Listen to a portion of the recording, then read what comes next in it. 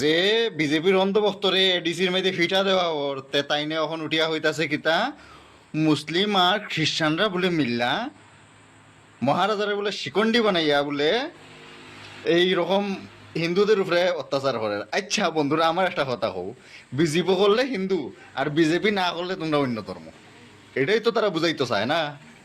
মানে যে বিজেপি করে হেও খালি হিন্দু থাকবো, আর যে বিজেপি করে না হে আর হিন্দু থাকতো না। তারার ব্রেইনটা কিরকম, মানে গোবর খাইতে খাইতে শেষ, আর কোনো উপায় নাই তার। ঠিক হই যেটা হই আর, মানে আজকে একটা কথা আমি সত্যি হই, এই ফিটা বা এই সন্ত্রাস এই দুষ্কৃতির মেইন জ্বর কিন্তু বিজেপি, এটা সবাই জানে। মনে আছে তো তারা জিতার পরে মানুষের ঘরের দরজা ভাঙ্গা ভাঙ্গা গিয়া বাইরে বার করে টানিয়া হেসরাইয়া হাড্ডি ভাঙছে, ঘর জ্বালাইছে, গাড়ি জ্বালাইছে। তে কর্মফল তো পাইতেই হইব।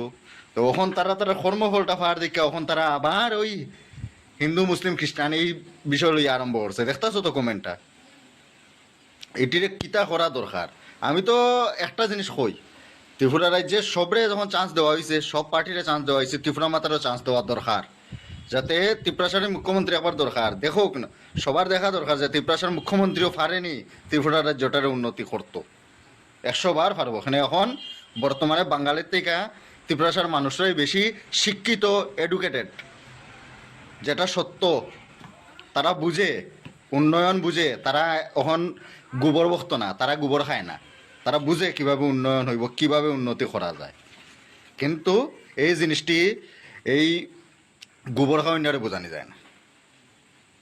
এরা কিছু হইলেই খালি শুরু করব গোবর খাওয়া আর মূত্র খাওয়া। তাইলে আমি একটাই কইমু আমার ত্রিপুরাবাসী, আমার এডিসির জনগণরে, যদি 28-এ ত্রিপুরা রাজ্যে তোমাদের সরকার বসাইতে হয়, ত্রিপুরাসার মানুষ বসাইতে হয়, যদি ত্রিপুরা মাতার সাপোর্ট পাইতে হয়, তাইলে কিন্তু এডিসির থেকে এই অন্ধভক্ত হলটিরা বাগাইতেও। তারা টেইলার দেখাইছিল, তোমরা ফিল্ম দেখানি স্টার্ট করো, 28-এ ফিল্মের সমাপ্ত করো, ঠিক আছে? তে এডিসির থেকে যদি তোমরা তারা সরাও না, তারা যদি ও কষ্ট লাগে হইয়া চান্স দেও, তাহলে এই চান্সটাই তোমরা কিন্তু হাত ছাড়া করবা। আর পরবর্তী 28-এ এরা কিন্তু আবার আইব, চুরি হরিয়া হোক, দাড়ি হরিয়া হোক, এমনি তো জানো এটা বুট চুরিত নাম্বার 1, চুরিদারি হরিয়া আবার জিতবো, জিতে আসার এরপরে বাসটা কিন্তু সবরেও দিব।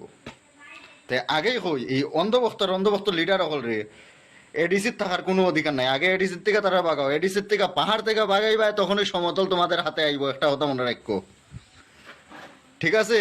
পাহাড় থেকে বাগাইছো, ওখান সমতল থেকে ভাগাইতে হইব। আমি চাই আমাদের মহারাজা যেভাবে এখন বর্তমানে পাহাড়ি, বাঙালি, হিন্দু, মুসলিম এইসব নিয়ে পার্টি করতেছেন না, উনি উনি শুধু অধিকারের কথা মারতেছেন। আর অধিকারের কথা মারতেছেন যখন, অধিকার জিনিসটা কি, অধিকার পাইলে সবাই পাইব, প্রত্যেকটা ত্রিপুরার জনগণে পাইব।